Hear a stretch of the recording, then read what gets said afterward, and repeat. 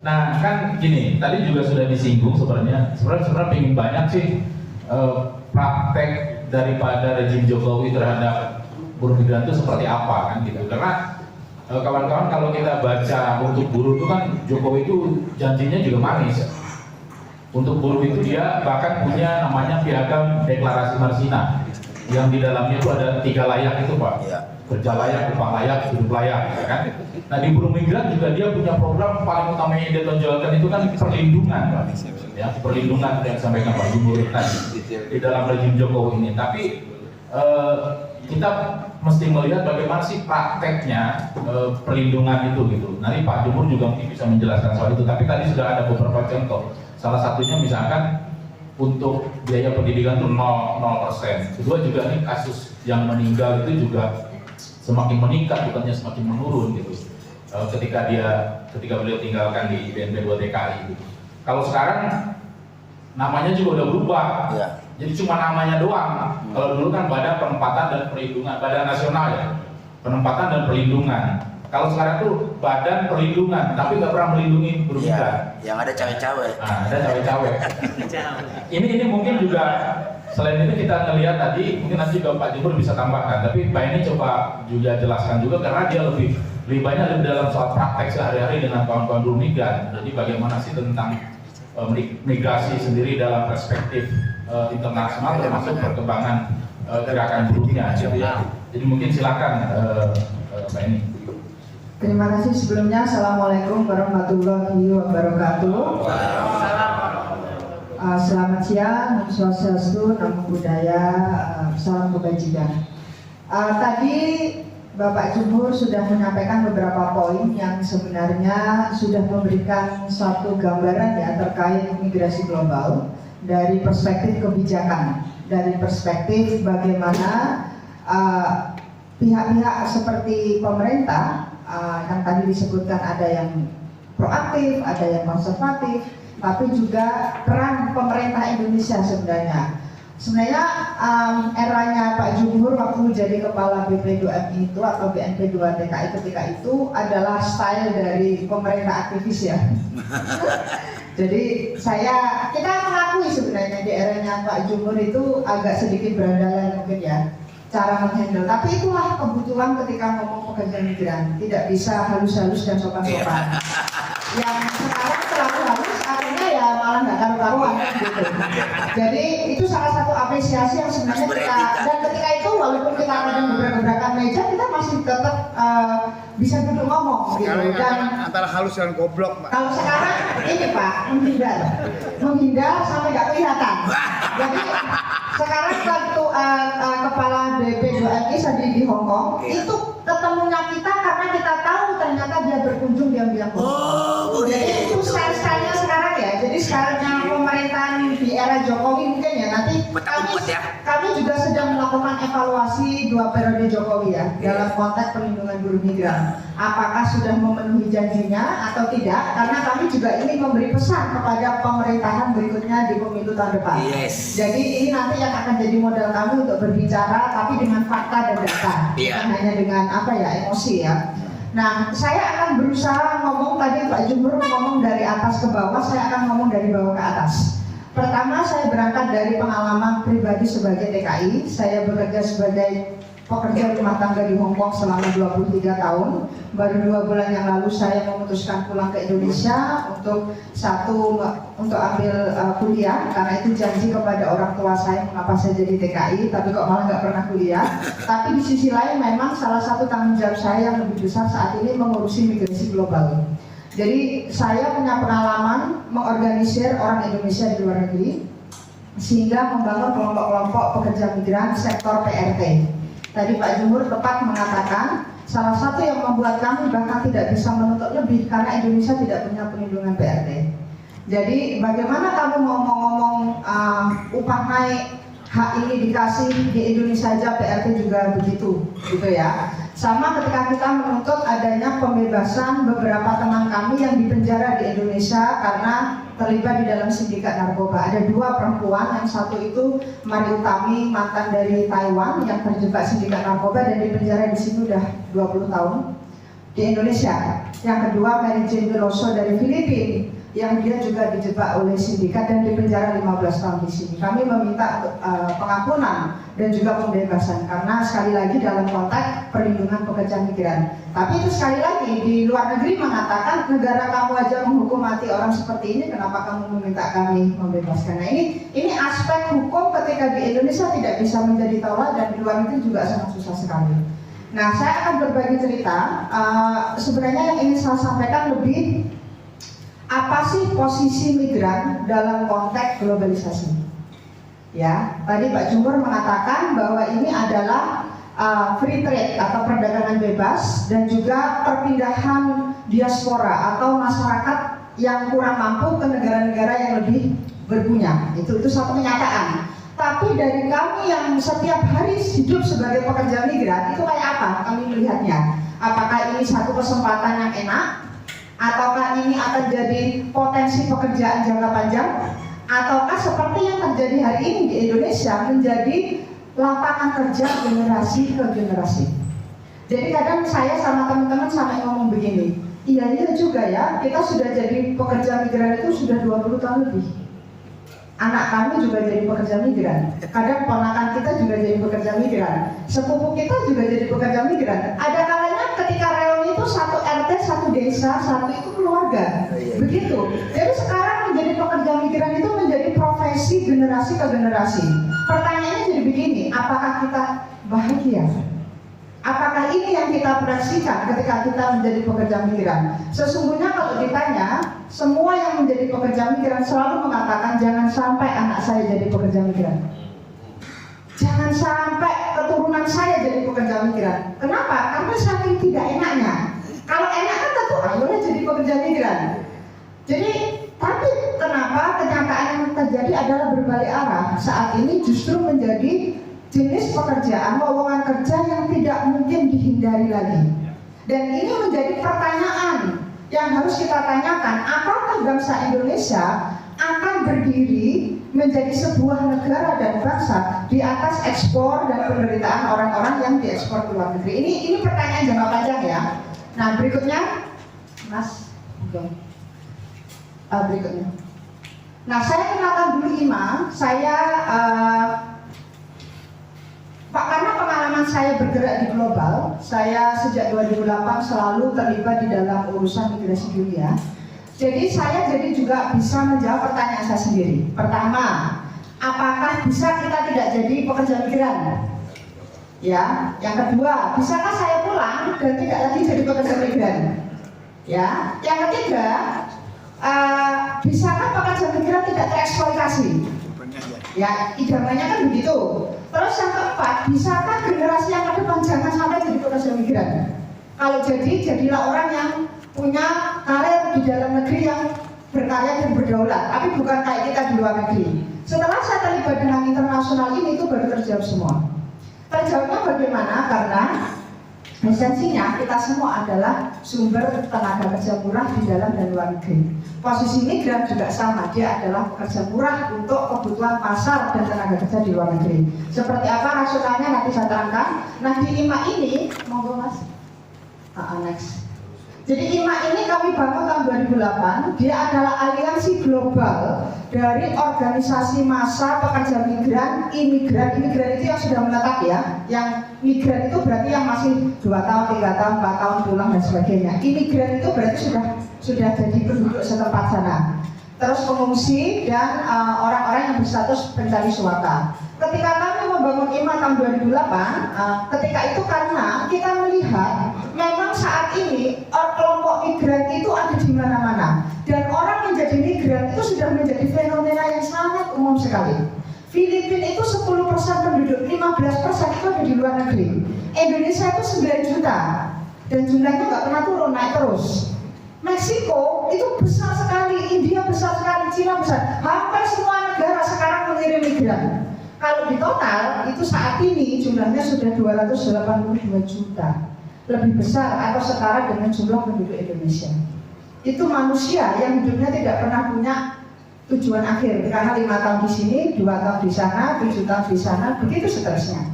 Nah, jadi ketika IMA berdiri, kita melihat ini suara migran tidak pernah tersuarakan di dalam forum manapun. Secara lokal kita kita punya kelompok tapi tidak diakui. Karena tadi tidak punya hak berorganisasi, berserikat, dan tidak dianggap sebagai bagian dari pekerja lokal. Sehingga kami hanya punya kelompok tapi bukan kelompok resmi. Sehingga karena itulah pemerintah mengatakan kita nggak akan ngomong sama kamu. Ini alasan pertama. Yang kedua, karena kita bekerjanya itu di pabrik, di di perkebunan, PRT, kita tidak pernah bisa punya kesempatan untuk duduk begini, ikut di forum, hadir, nggak bisa. Jadi suara migran itu tidak perlu muncul. Yang muncul itu adalah suara ahli-ahli migran, dari akademisi, dari tokoh agama, nggak salah. Tapi masalah yang dijelaskan tidak komplit. Misalnya mereka ngomong masalah hak perburuan, padahal persoalan migran itu ada apa? Deportasi, nggak pernah disebut. Di penjara, nggak pernah disebut. Trafficking, nggak pernah disebut. Yang disebut hanya upah, libur. Itu satu dari sekian banyak masalah. Nah, jadi waktu kita analisa, kenapa kebijakannya selalu timpang? Karena ini. Makanya IMA dibangun dalam rangka, ya sudah, migran aja yang maju, ngomong aja sendiri, bertarung dengan PBB, ILO, pemerintah silakan. Karena apa? Kita yang paling tahu rasanya dan persoalan yang kita alami. Nah, inilah alasan kenapa IMA dibangun. Saat ini kami ada 174 anggota di 35 negara dan sudah punya beberapa cabang Amerika, Kanada, Eropa, Ekuador, Australia, Selandia Baru, Bangladesh, Hongkong, dan Makau. Dan setiap 3 tahun sekali kami kumpul, terakhir tahun kemarin untuk mengevaluasi kondisi global dari Malaysia nggak ada, belum ada. Malaysia susah. Oh. Iya, Pak Jumur udah bilang kan. Sampaikan dulu kesusahannya di Malaysia apa? Nanti katanya itu Pak Jumur paling tahu kalau Malaysia itu ini maju salah, mundur juga salah kalau Malaysia itu. Next Pak. Oke ya, jadi tujuan IMA memang kami ingin memperdalam mengapa migrasi itu menjadi sangat massal dan jumlahnya tidak lagi mampu dibendung. Kami juga ingin mempromosikan kerjasama lintas negara, karena isu migran tidak bisa diselesaikan sendiri. Itu terang, tidak mungkin. Tadi Pak Jumur mendengarkan kisahnya memakai taktik serikat, ya ada banding-bandingan lah. Itu salah satunya. Isu migran tidak bisa diselesaikan oleh migran itu sendiri, tidak pula oleh satu lembaga saja. Nah, oke ya, jadi di IMA kami menekankan 2 pesan kepada semua pihak, khususnya pemerintah dan pembuat kebijakan, bahwa saat sekian lama pihak lain berbicara atas nama migran, sekarang migran akan berbicara untuk diri kami sendiri. Kenapa? Karena kami tahu, kayak teman-teman buruh, kalau ditanya isu perburuan tentu Anda yang lebih mau ditanya kan, jangan tanya ahli matematikanya buruh yang paling tahu rasanya jam kerja panjang, nggak dibayar OT dan sebagainya. Tanya kami tahu. Nah, inilah yang kami ingin, karena di dunia internasional yang berbicara migrasi itu Amnesty International, Oxfam, bukan kita. Ya tidak pernah jadi TKI. Yang nggak pernah jadi TKI, nggak pernah bersihin toilet orang, yang nggak pernah sampai nggak dikasih makan ya. Jadi itu. Yang kedua, jangan berbicara tentang pekerja migran tanpa partisipasinya pekerja migran. Ini pesan kami kepada siapapun. Karena itulah yang saat ini sedang terjadi ya, termasuk pemerintah Indonesia nggak pernah melibatkan pekerja migran di luar negeri. Alasannya jauh. Sekarang ada Zoom loh Pak, nggak perlu undang ke Jakarta. Nggak mahal kok untuk melibatkan kami, tapi tetap juga nggak mau. Nah tadi Pak Jumur menerangkan bagaimana birokrasi sengaja dibikin sulit supaya kita nggak bisa masuk. Nah, sama dengan JS3 itu. Ya, makanya di eranya Pak Jumur walaupun kita gebrak-gebrakan aja, tapi masih ada ruang bertemu. Kalau sekarang tutup pintu. Ya, silakan saja. Ini saran untuk kita kami. Oke ya, jadi fenomena migrasi global tadi sudah diterangin Pak Jumur, tapi saya ingin menekankan beberapa hal. Oke, pertama yang kita katakan di IMA, tipe migrasi kita hari ini adalah migrasi paksa, bukan migrasi sukarela. Sukarela itu kalau mahasiswa, kalau orang karir, ya. Memang diaspora, kemarin saya baru menghadiri Kongres Diaspora Indonesia, mereka rata-rata orang pengusaha, orang-orang doktoral, orang-orang yang dosen dan sebagainya. Mereka tetap bisa mengajar di Indonesia, cuma mungkin gajinya nggak besar. Tapi kalau ke luar negeri, gajinya dia bisa 2-3 kali lipat. Terus juga untuk perempuan khususnya di Indonesia susah berkarir karena masalah kadang di universitas itu mereka tidak bisa jadi dekan, hanya bisa jadi sekretaris contohnya. Sehingga mereka memilih ke Kanada untuk ngajar. Nah semacam itu, tapi tidak ada unsur kamu miskin nggak bisa makan, kalau kami nggak kerja anakmu nggak bisa sekolah, nggak ada. Mereka tetap orang kaya di sini, ya. Tapi kalau yang pekerja migran yang saat ini berjumlah 9 juta ini menurut Bank Dunia, itu yang kalau nggak jadi TKI nggak mungkin makan, nggak mungkin sekolah anaknya, nggak mungkin dia renovasi rumah, nggak mungkin. Ya, jadi itu perbedaannya. Kenapa kita katakan 282 juta yang tadi saya sebutkan itu karena keterpaksaan. Keterpaksaannya ada 3. 1, kemiskinan. Yang kedua itu masalah lapangan kerja. Ya, yang ketiga itu masalah perang dan krisis politik. Ya, kayak isu Myanmar ya, dan juga termasuk yang sekarang muncul itu adalah perubahan iklim. Oke, itu salah satu alasannya diatur PBB, kan, Pak? Oke, nah tadi sudah disebutkan kontribusi dari pekerja migran itu sangat besar. Dia menjadi sumber tenaga kerja murah untuk pembangunan di negara-negara kaya. Karena upah kita itu cuma 1/3 dari upah lokal. Jadi makanya mereka mau mempekerjakan orang asing. Kenapa? Karena 1 buruh lokal perbandingannya 3 buruh migran, sama-sama jam kerjanya, sama-sama lemburnya. Makanya teman-teman Malaysia pabrik mengatakan, ya kami kerja dengan orang Malaysia, tapi upah kami sama, total 1/3 saja. Berarti masih lebih bagus Indonesia ya, soalnya tenaga kerja asing Indonesia di sini 3 kali lipat lebih besar. Nah itu yang perlu dikaji ya, dikaji lagi ya. Oke, terus juga mempromosikan, memperkaya keanekaragaman sosial budaya, dan juga tambahan yang paling penting kita mensubsidi orang miskin Indonesia. 1 orang TKI mensubsidi 3 kepala itu sudah 30 juta penduduk Indonesia. Kalau 4-5 dari survei kami rata-rata pekerja migran itu mensubsidi 4-7 orang. Anak, orang tua, mertua, keponakan, ya.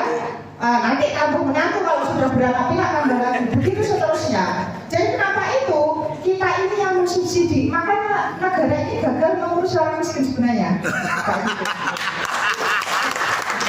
Loh, benar kan? Betul. Jujur kan? Iya, sangat jujur. Gagal kenapa orang miskin harus keluar negeri? Kan betul itu. Anda sangat jujur. Justru kalau Anda nggak ngomong begitu, Anda nggak jujur. Ini pertemuan serikat buruh kan? Saya jujur kan? Oke, di luar negeri kita semua ditempatkan di 3 jenis pekerjaan bernama 3D, dirty, difficult, danger. Dirty itu kotor, berbahaya, dan yang tidak layak lah. Yang orang lokal pun nggak mau kerjainnya. Ada rumah tangga, pabrik, perkebunan, perawat, pelayaran, konstruksi, perhotelan dan lain sebagainya. Tadi Pak Jumur sudah mengatakan orang lokal aja nggak mau kerjain ini. Ya, kenapa? Satu kerjaannya berat, yang kedua gajinya nggak seberapa. Sementara mereka sudah naik kelas kan, kelas tengah sekarang, kelas majikan. Kuliah disubsidi, ya kan? Nanti kalau di Singapura itu kalau punya anak itu anaknya disubsidi. Jadi mereka udah jadi majikan. Kenapa mau kerjanya beginian? Dari sinilah mereka mengambil pekerja migran. Next. Bayar utang, Pak. Hah? Kita bayar utang. Ya, salah satunya, ya. Nah, jadi kami menganalisa apa yang mendorong orang menjadi pekerja migran. Saya ngomong global dulu ya, bukan Indonesia. Tadi Pak Jumber banyak ngomong di level Indonesia. Satu, memang karena kebijakan globalisasi neoliberal yang kemudian membuat orang nggak bisa makan di negerinya sendiri. Kalau kita ngomong Indonesia sejak tahun 1970-80 itu sudah mulai masuk, ya kan? Investasi, beras-beras diganti beras impor, produk-produk lokal diganti. Itulah yang menggusur kita. Karena banyak keluarga migran itu aslinya petani. Sebelumnya itu buruh, pedagang, peternak, pengrajin. Nah, tapi karena biaya produksinya begitu mahal, mereka sudah nggak sanggup. Jadi yang jadi pekerja migran itu anaknya petani, istrinya buruh, ya, lulus SMA dia keluar negeri begitu. Gitu. Nah, jadi pertanyaannya adalah ada problem di sektor-sektor dasar ini. Kalau buruh di Indonesia hidupnya menderita, banyak yang kemudian jadi buruh migran. Dihitung itu kan rugi juga kan? Mau jadi buruh berapa tahun nggak bisa beli rumah? Kan itu pikirannya. Ya udah jadi TKI aja, paling nggak dalam berapa tahun saya bisa beli rumah. Terus juga krisis keuangan global 2008 ya Pak ini, dan 2000 dan pandemi. semakin mengintensifkan pelanggaran hak asasi itu terhadap migran. Nah, jadi kalau kemarin mungkin banyak di TV, banyak deportasi massal di era Covid. Tapi ingat, setiap krisis melahirkan peningkatan angka jumlah buruh migran. Krisis 97, saya korbannya. Anak-anak seperti saya, lulusan SMA nggak tahu mau kerja apa. Orang tuanya nggak sanggup nyekolahin lagi. Kerjanya serapangan, ijazah SMA mau bikin apa? Kata Iwan Fals, kuliah aja nggak bisa kerja kan? Apalagi cuma modal SMP SMA. Dia keluar negeri. Krisis 2008 yang keluar negeri semakin banyak dari orang-orang berpendidikan. Aku ngomong Indonesia ya. Anak-anak kuliah D3, S1. Bahkan yang satu di Belanda itu S2 dan profesional. Tapi tahu mereka orang yang tidak punya dokumen alias overstay. Korban trafficking. Jadi korban trafficking itu nggak menimpa perempuan desa dari NTT saja, bahkan orang berpendidikan bisa jadi korban trafficking. Nah, itu salah satu fenomenanya. Sekarang Covid akan melahirkan generasi baru pekerja migran.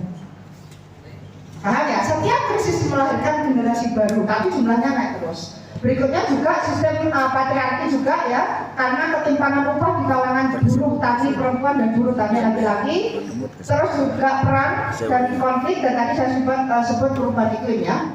Sulawesi itu salah satu supplier migran sekarang setelah adanya bencana. Masih ingat? Yang apa? Palu-palu. Termasuk mana itu yang Surabaya Sidoarjo itu, Lapindo. Nah itu banyak itu yang jadi pekerja migran, bangun rumah karena nggak diganti rumahnya. Jadi TKI semua di Malaysia, di Taiwan, di mana-mana gitu ya. Nah, jadi persoalan migran di dunia apa? Ini berlaku untuk orang Indonesia juga. Saya ngomong semua, berarti orang Indonesia masuk ke dalam jumlah seluruh pekerja migran. Upahnya jauh lebih rendah, 1/3 atau setengah dari buruh lokal. Dia tidak dimasukkan ke dalam undang-undang lokal. Tadi Pak Jumur udah bilang ya, itu tidak dimasukkan. Kenapa kamu? Tadi ya simpel. Kenapa kamu nuntut PRT dilindungi negara wajah nggak dilindungi? Gitu logikanya. Jadi itu yang kenapa kok kita yang mendukung perjuangan PRT punya undang-undang PRT gitu. Terus juga diikat dalam aturan imigrasi yang sangat ketat. Tadi Pak Jumur mengatakan Timur Tengah kalau mau pulang tanpa surat majikan kamu nggak bisa cabut. Makanya banyak yang terdampak di jembatan, di trotoar, jualan, makan. Kalau ini di YouTube itu kan banyak sekarang bikin video sendiri-sendiri. Terus juga penangkapan dan deportasi, dan juga penelantaran dan stigma, diskriminasi. Terus migran yang bilang terbunuh itu nggak ada yang menghitung. Hampir nggak ada yang punya data berapa yang mati. Tadi Pak Jumur mengatakan itu dari Indonesia, tapi secara dunia nggak ada yang menghitung karena menentukan jumlahnya. Kalau satu negara aja ratusan, satu dunia kira-kira per hari berapa ya? Ya kan? Terus juga pekerja migran perempuan juga lebih rentan ke pelecehan seksual. Next. Nah, jadi ini ya, secara analisa bagi IMA adalah migrasi hari ini itu sebenarnya menunjukkan keterbelakangan negara asalnya. Kalau negara asal tidak terbelakang dan bisa menciptakan lapangan kerja, nggak perlu kok. Teman-teman itu sajane waktu kita rundingan ya, di Hong Kong itu gini. Seandainya ya saya kerja di Sidoarjo gaji 6 juta, apa juga di rumah orang, kerja di rumah orang. Yang gaji buruh cuma 2,5 juta. Sementara biaya anak TK SD itu udah berapa per bulannya, kayak gitu.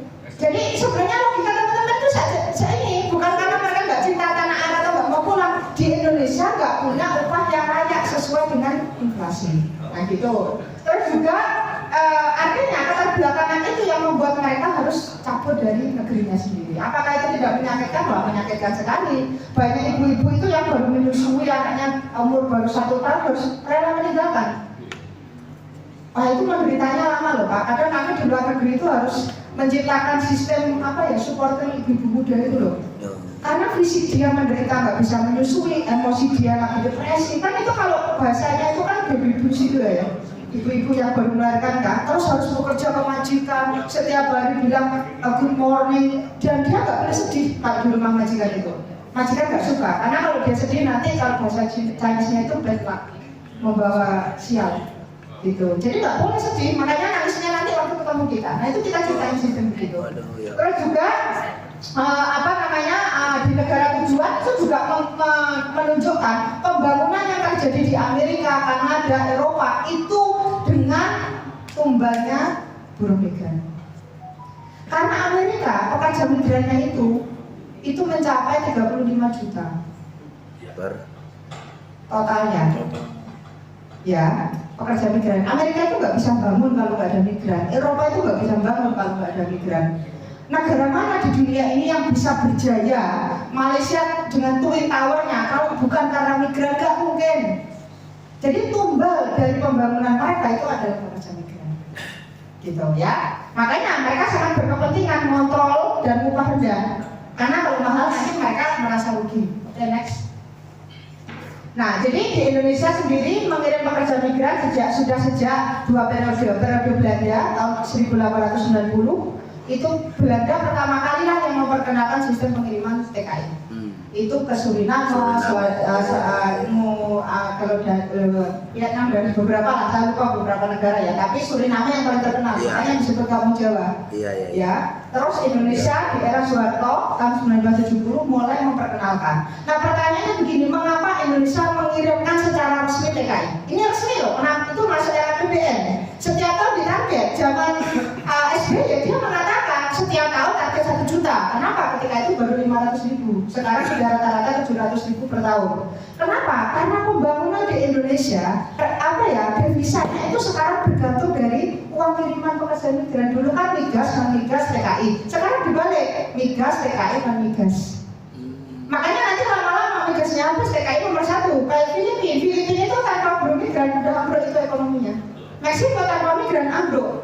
Nah ini yang berbahaya. Makanya pertanyaan kami sebagai analisa pekerja migran yang sudah punya analisa, apakah bangsa Indonesia ini mau membangun negerinya dengan cara seperti itu, dengan menjual orang murah untuk mendapatkan remitansi.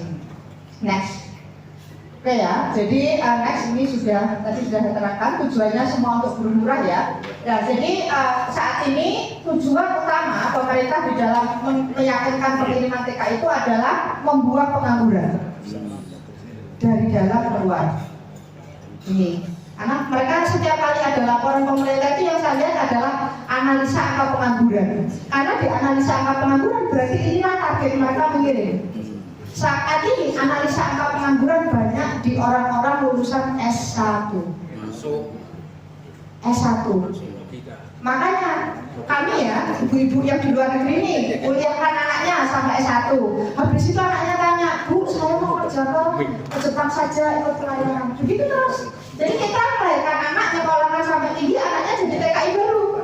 Begitu terus. Padahal itu mahal sekali kan. Nyekolah ikannya mahal, jadi TKI-nya juga mahal, belum tentu gajinya juga sepadan. Terus juga yang kedua nambah devisa ya. Yang berikutnya adalah memaksimalkan keuntungan ya untuk perbankan. Makanya saat ini pengiriman uang itu rata-rata disentralisir di BNI, BCA, BRI. Tapi BNI yang paling utama. Kenapa? Karena sekarang pemerintah, Mas, nanti kita ngomong BPJS ya. Pemerintah sekarang sedang istilahnya itu royoan sama swasta. Bagaimana semua uang itu masuk ke negara, termasuk uang kiriman ini. Oke, terus juga menjalankan roda ekonomi di pedesaan. Berikutnya, oke ya. Jadi kita sangat nggak senang disebut pahlawan devisa. Itu bukan kebanggaan. Kami hanya bahagia disebut pahlawan keluarga. Kenapa? Karena pahlawan devisa itu sama dengan kami dijual, dibandingnya uang. Saya ini bisa produk, saya ini produk. Gitu ya. Next. Oke ya, jadi ini total pekerja migran saat ini menurut Bank Dunia 9 juta, yang legal itu 3,4 juta, selebihnya apa statusnya? Tidak berdokumen. Kita nggak nyebut ilegal ya. Kalau teman saya di Amerika Latin marah kalau disebut orang ilegal. Tidak ada Tuhan itu melahirkan orang secara ilegal. Semua manusia lahir itu pasti sudah diberkahi. Mereka itu hanya nggak punya dokumen, bukan ilegal. Tuh, makanya kita kalau kita sebut ilegal mereka yang marah. Makanya kita ganti menjadi buruh migran tidak berdokumen. Masuk logika, benar? Benar? 61% itu perempuan. Next. Oke, ini negara-negaranya nggak usah saya sebutin. Terbesar Hongkong, Taiwan, Malaysia, pokoknya Asia ya Mas ya. Tapi sekarang sudah mulai menyebar di Afrika, Kanada, Amerika, Eropa. Bahkan ada buruh perkebunan Indonesia di Inggris. Afrika, buruh pertanian. Kanada, buruh perkebunan. Nah, jadi jangan salah, pekerja migran sekarang tersebar di semua belah. Pokoknya di mana ada lowongan kerja mereka terbang deh. Mau legal, pokoknya terbang dulu. Kenapa itu tadi? Karena di sini nggak tahu mau ngapain juga. Oke, next. Oke, next. Berikutnya. Oke, nah tadi ini alasan terbaru. Kami sempat mengadakan survei abal-abal lah, enggak. Cuma interview aja ibu. Kenapa sih kamu jadi TKI? Alasannya itu setelah lulus sekolah sulit cari kerja. Benar kan? Yang kedua, sebelumnya kerja di pabrik tapi kondisi kerja buruk dan gaji tidak cukup untuk sehari-hari. Benar nggak? Ya, makanya kan banyak titik buruh di sini juga titik kantong TKI. Karawang, ya kan? Ya, Cianjur. Kalau nggak jadi TKI mah itu nggak tahu jadi kampung apa itu kan? Iya. Terus juga seorang ibu rumah tangga yang ingin anaknya sekolah, kemudian keluarga sakit-sakitan, tabrak lah pokoknya. Nah kemarin kami mengadakan survei, sebenarnya uang kiriman itu dibuat apa? Kok nggak kaya-kaya? Kok nggak pulang-pulang? Ternyata setelah disurvei itu, yang kita survei 1.000 orang loh, dari Filipina dan Indonesia separuh-separuh. Ternyata uang kiriman itu hanya habis di 4 pengeluaran. 1, beli makanan. Ini termasuk subsidi pertanian. Ya, karena pertanian saat ini biayanya mahal. Jadi kalau nggak ada kiriman mereka nggak bisa bercocok tanam. Yang kedua itu adalah pendidikan. Yang ketiga itu pengobatan. BPJS nanti ngomongnya terakhir itu yang keempat poin urusan rumah, renovasi, beli ini, listrik dan sebagainya. Makanya buruh migran itu kalau belum 20-30 tahun nggak mau pulang karena cita-cita mereka kan dari awal punya rumah. Kalau belum rumah nggak bakal pulang dia. Anaknya udah sekolah, ya sudah silakan dulu. Saya mau cari uang untuk bangun rumah sekarang. Karena mimpi mereka itu jatuhnya paling akhir, nggak ada uang untuk apa tadi nabung bangun rumah. Karena nunggu anak-anak selesai sekolah dulu ya. Next. Oke, berikutnya sudah. Oke ya, jadi next. Oke, jadi ini ya mitosnya dapat upah tinggi, tapi sebenarnya enggak. Makanya kalau lihat teman migran jangan lihat Facebook ya, foto profil apalagi, tapi semua minor, ya kan? Kamu tanya, live foto itu dari hari Senin sampai hari Sabtu itu loh. Waktu gendong anak, bawa ini sambil coba fotonya gituan, tapi di pabrik sambil nyamot itu difoto ya. Tapi karena mereka itu tidak ingin memberi beban emosi ke keluarga, makanya mereka tidak jujur. Kita sering tanya ke mereka, kenapa nggak mau jujur kalau udah nggak punya kerja? Kasihan mbak, nanti orang tua saya jantung lemah, rumah sakit saya repot, jadi mungkin saya nggak jujur sekalian gitu ya. Terus iya, kadang upah mereka nggak tinggi sama sekali. Next, berikutnya aja. Oke, next. Nah di Hongkong itu ya, karena saya dari Hongkong, kemarin kita hitung upah PRT migran itu defisitnya 27% untuk bisa hidup layak di Hongkong. Makanya buruh migran di Hongkong itu kalau omongannya begini, tanggal 1 bayaran, tanggal 4 sudah nggak ada cerita, nggak ada sisa udah dikirim keluarga, bayar HP dan sebagainya habis. Nah, kenapa? Karena defisit pemerintah itu nggak mau naikkan selama pandemi sama sekali nggak ada kenaikan upah. Padahal inflasi naik terus. Nah, ini jadi pertanyaan juga di banyak negara teman-teman itu defisit upahnya sangat rendah. Oke, next. Ya, terus katanya migrasi itu bisa mengentaskan dari kemiskinan. Next. Berikutnya ternyata walaupun berkirim uang tiap bulan, devisa pahlawan devisa, ternyata kemiskinan tidak berkurang. Pulang ke Indonesia miskin lagi. Benar? Benar kan? Coba. Jadi nanti anaknya keluar negeri supaya nggak miskin, supaya nggak jatuh lebih miskin. Sebenarnya udah miskin gitu. Nah yang lebih menyebalkan di Indonesia itu pekerja migran tidak masuk di dalam kategori orang miskin. Makanya waktu kemarin kita minta subsidi untuk korban PHK nggak dikasih Pak Jumur. Iya. Ada Pak itu cuma 300.000 per bulan aja loh, susahnya apa sih? Ya kan, kasihlah mereka paling nggak sampai 1 tahun lah sebelum mereka kerja lagi. Nggak masuk kategori miskin sampai sekarang, dan itu di dalam undang-undang loh, peraturan. Nah nanti kita minta kerja sama Pak Jumur ini untuk menganalisa aturan migran. Soalnya sampai nggak benar. Oke, nah berikutnya next. Oke.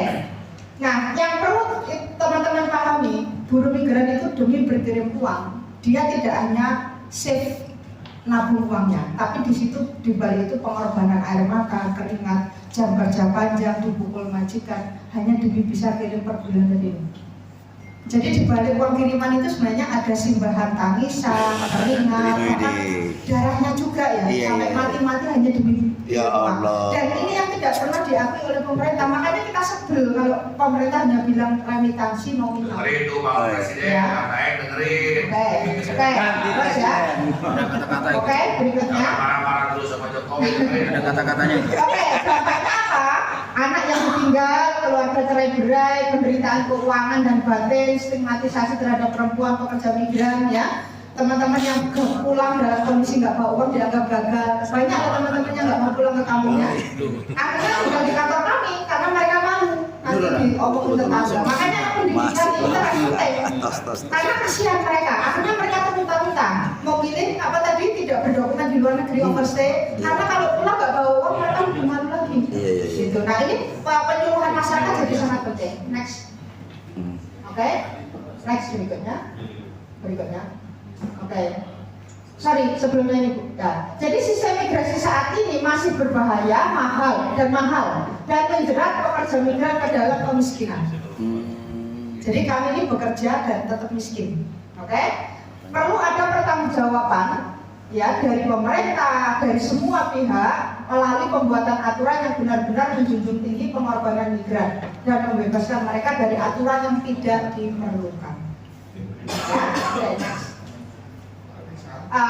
Terus juga kita juga menolak pekerja migran dianggap sebagai robot tanpa perasaan ya. Terus sudah ini ya, tadi sudah saya sebutin. Oke. Nah ini persoalan dari peraturan pemerintah Indonesia ya, rekan-rekan semua. Jadi pemerintah itu mohon maaf ya, saya sebutnya itu munafik. Karena menganggap di dalam undang-undang perlindungan pekerja migran, migrasi itu pilihan.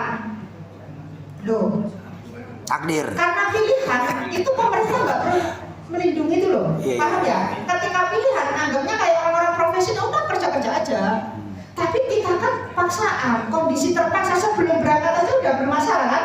Punya utang, terjebak calo, terjebak trafficking dan sebagainya. Kalau nggak dilindungi dari awal itu problem. Yang kedua juga tidak menyediakan kontrak dan standar untuk pekerja yang kita kirim. Jadi tergantung kalau Malaysia gajinya sekian ya udah sekian. Nggak usah protes, ya udah segitu gitu ya. Jadi pemerintah nggak punya bargaining power lah.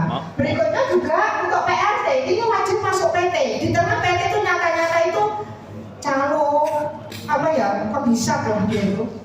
Kalau apapun ya namanya outsourcing ya, apapun disuruh bayar di luar negeri masih dipotong. Di sini bayar di luar negeri masih potongan 6 bulan, 12 bulan. Taiwan itu berapa? 12 bulan. Hong Kong itu 6 bulan. Potongan terus. Potongan itu, dan potongannya itu 50-75%. Jadi jangan heran kalau selama 7 bulan pertama nggak bisa kirim uang. Tahun pertama. Jadi jangan nyalain. Kenapa nggak kirim uang? Lupa keluarga ya? Nggak begitu. Memang ya punya uang. Ya, terus juga habis itu masuk PT, kita nggak pernah boleh proses sendiri. Saya aja 23 tahun kalau mau ngurus kontrak harus lewat PT, lewat agen. Alasannya itu demi menghindari trafficking. Tapi ini menjadi membabi buta karena kita yang sudah di luar negeri harusnya dikasih pilihan lah. Saya tuh bisa ngurus kontrak sendiri, tapi undang-undang Indonesia melarang, total melarang. PRT tidak boleh proses sendiri. Katanya nanti kamu dimakan calo, trafficker dan sebagainya. Padahal mereka trafficker yang sebenarnya kayak terselubung, ya kan? Gitu. Terus juga biaya keberangkatan sangat mahal. Ya benar tadi benar dikatakan Pak Jumhur bahwa pemerintah sekarang katanya zero cost. Tapi tetap bayar mahal. Kenapa? Karena biaya pelatihannya kita sendiri yang bayar. Negara janjikan nanti kita kasih, tapi nggak ada. Oke? Berikutnya juga tanggung jawab diserahkan kepada PT, BPJS dan majikan. Makanya setiap kali kami negosiasi dengan kedutaan jawabannya agenmu siapa? PT-mu siapa? Ya makanya dulu kita pernah nih Pak, kami ketemu siapa? Menteri yang daerah Pak Jumhur, siapa Pak? Pak Muhaimin ya? Pak Muhaimin, Pak, Anda itu atasannya ditambah di luar. BNP itu harus punya kantor karena sebel juga setiap kali kita ngurus itu selalu dilarikan ke PT, ke agen, ke PT, ke agen. Di tengah total mereka nggak akan bantu. Tapi jawabannya, ya Mbak sedang dinegosiasikan sampai sekarang. Nggak ada apa-apa. Gitu. Negosiasinya Oke, berhasil. terus juga kita tidak bisa mengkasus hukumkan PT. Di sini tuh kita nggak tahu loh kalau PT ngerampas uang itu laporannya kemana. Katanya lapor BNP. Kami udah lapor. PT-nya kalau nggak bayar juga BNP juga nggak. Ini masuk sistem proteksi TKI enggak? Hah? Sistem proteksi TKI. Yang hari ini yang ramai digeledah KPK itu. Iya, iya, makanya kan itu. Jadi kalau ada kasus PT, sekarang kan kita sedang rame-rame menuntut uang kembali. Sistem proteksi itu. Ya, kita bayar, kita lapor kedua langsung. Satu BNP, yang satu Menaker. Agen yang PT yang takut dibayar, yang nggak takut, mayoritas nggak takut, nggak dibayar. Yang nggak tahu nggak diapa-apain. Kita sampai tanya, setelah ini kalau nggak dibayar kita kemana? Harusnya ke pengadilan kan? Nggak ada pengadilannya. Makanya sampai sekarang hubungan TKI dengan PT itu nggak jelas. Ini bagian dari satu sistem proteksi TKI yang digeledah Iya, KPK itu ya. makanya kita tutupkan hubungan industrial antara PT dengan kami. Ya kan? Karena kita nggak punya aspek keadilannya gitu loh ya. Terus berikutnya juga tidak mengakui dan melibatkan serikat atau organisasi. Tadi sudah kita tekankan di luar negeri semuanya punya organisasi, mau negara mana. Tapi memang mereka nggak terdaftar. Kenapa? Hukum lokalnya yang susah. Tapi bukan berarti mereka nggak berorganisasi. Tugasnya negara Indonesia itu melibatkan aja. Kalau ngomong Taiwan, ya libatkan kelompok di Taiwan. Wah sekarang pakai izin juga bisa. Nggak perlu lah bawa mereka ke DPR MPR. Katanya nggak punya uang. Tapi mereka berhasil tiap tahun keluar negeri. Kan mereka memang selalu alasannya kunjungan, studi banding ke Itali, kemana ada bengek begitu. Jalan-jalan. Ya itu terselubungnya saya nggak tahu, tapi kan alasannya begitu ya. Blegedes. Ya, oke.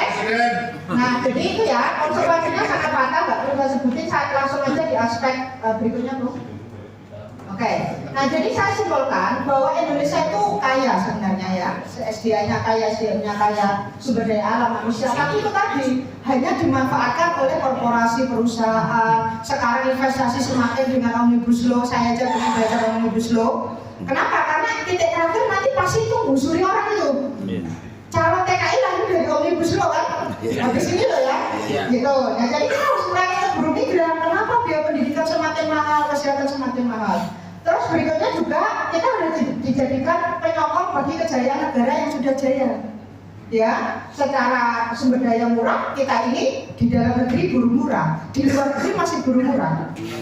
Ya, mau berpendidikan apapun di luar negeri tetap statusnya buruh murah kan? Terus juga dijadikan pasar beli.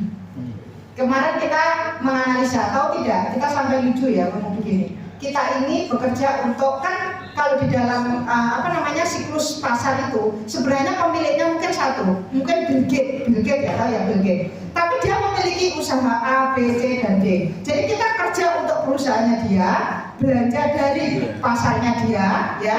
Kemudian jadi yang untuk itu sebenarnya cuma satu orang aja, gitu loh. 4L. Ya. Lu lagi. Ya. Jadi saat ini apa yang bisa saya katakan berikutnya Bu? Ya. Buruh migran itu sangat aktif di berorganisasi. Sekali lagi kami tegaskan pekerja migran selama dia ada kesempatan pasti berorganisasi. 5 menit lagi. Oke ya, selesai. Jadi penting untuk pemerintah mengakui ini dulu. Yang kami tuntut dari pemerintah Indonesia akui dan libatkan.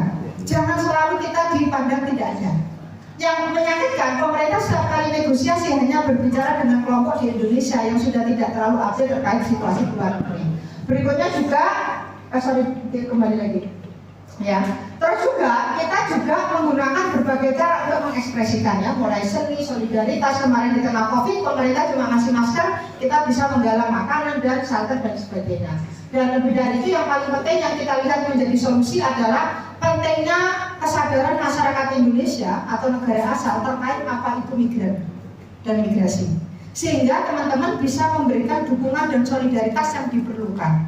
Tadi Pak Jumar aja bilang kan, kalau sampai serikat buruh demo hanya untuk menuntut 250 orang yang terjebak di Jordania, berarti kalau serikat buruh merespon isu-isu lain itu akan sangat powerful. Jadi memang